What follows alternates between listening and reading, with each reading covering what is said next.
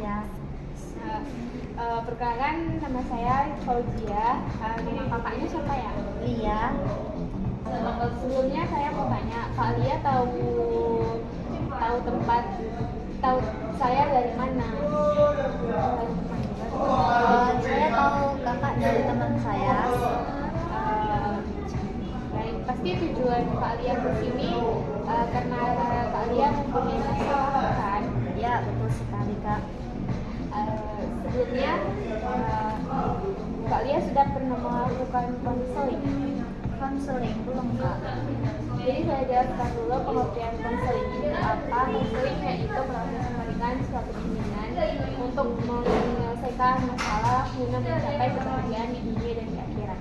Dan dalam konseling mempunyai asas kerahasiaan di mana semua masalah kalian dengan saya akan terjamin dan saya akan jaga kerahasiaannya, dan asas keterbukaan di mana kalian harus berusaha terbuka untuk saya agar kita dapat menyelesaikan masalah kalian. Dan sebelum kita melakukan proses konseling, saya ingin kita sama-sama mengikrarkan janji konseling dan saya harap kalian dapat mengikuti saya. Saya berjanji tidak akan menyebarluaskan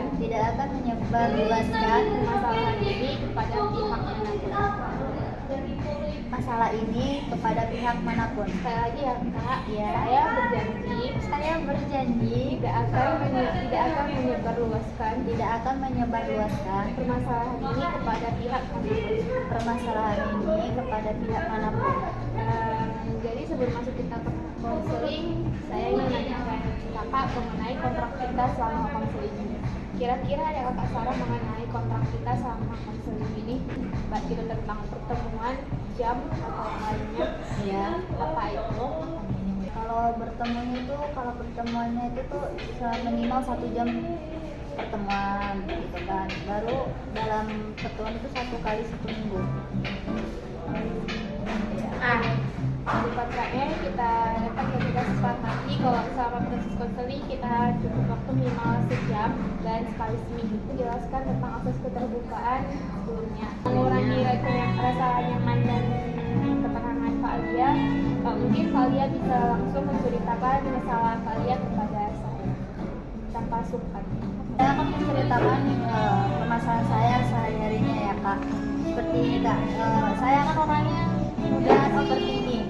Kayak gimana caranya kita tuh tidak terlalu overthinking, tidak terlalu kita pikirkan kayak gitu kak. Misalnya kita berteman gitu kan kak, nah semuanya tuh gimana ya, kayak merasa nggak enak gitu kak. Misalnya dia tuh kayak misalnya dia tiba-tiba jamin kita langsung overthinking kayak gitu, apa dianya marah sama kita atau dianya benci sama kita kayak gitu. Jadi kayak gimana lah kak solusinya biar kita tuh nggak terlalu overthinking kayak gitu lagi kak.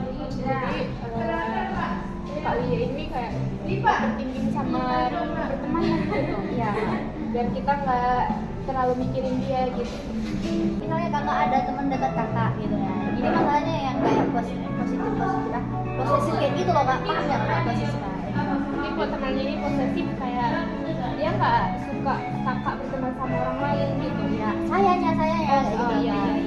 Misalnya ada teman saya yang dekat sama saya kayak tiba-tiba dia tuh dekat sama teman lain kayak gitu, aku tuh kayak di jadinya kan cemburu kayak gitu kan kak. Kayak gimana sih kak cara biar kita tuh bisa menstabilkan kayak gitu kak, biar kita tuh nggak terlihatan kayak cemburu kayak gitu, kayak biasa aja, tapi memang bener sih cemburu, tapi biar kita tuh kayak gimana kak? Oh, berarti di sini saya dapat simpulkan kalau Kak Lia ini tuh kayak orang yang nggak suka temannya berteman sama orang lain. Kak Lia maunya teman kakak ini selalu sama kakak, nggak boleh berteman sama orang lain. Gitu. Boleh tapi jangan terlalu dekat, harus dekatan sama kakak gitu kan. Jadi saya rasa itu mungkin penyebabnya salah satunya itu mungkin kakak kurang hati. Karena kakak mungkin hanya punya beberapa orang dalam hidup kakak.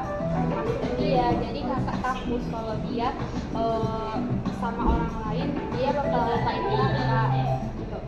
Itu terjadi karena hidup di lingkungan yang bisa dibilang kayak cuma itu aja. Jadi mungkin kalian mungkin bisa mencari teman baru atau lingkungan baru agar tidak terlalu terfokus ke dia. Sebenarnya bisa kita nyari lingkup pertemanan itu lebih luas. Misalnya kayak kita ambil ikut organisasi, di situ kan kita bakal ketemu banyak orang, bisa berteman gitu. Jangan di lingkungan itu saja. Kalau semua itu saja otomatis kita bakal berteman sama orang-orang di situ saja kan. Jadi saya rasa mungkin kakak perlu untuk memperluas pertemanan kakak agar kakak tidak terpatok pada teman kakak yang satu tadi. Dengan seperti itu mungkin kakak bisa kayak lebih enjoy aja kalau dia bergaul sama yang lainnya, karena kita pikir apa-apalah dia juga butuh teman gitu.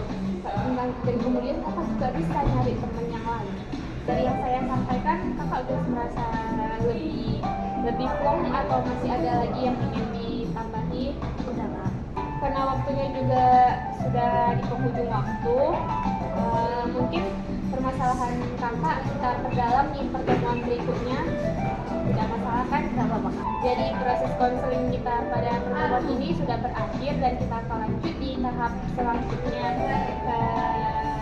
Apabila saya ada kata, saya mohon maaf kepada kakak atau kata-kata yang tersinggung atau tidak yang lainnya, saya mohon maaf kepada kakak. Behind scene.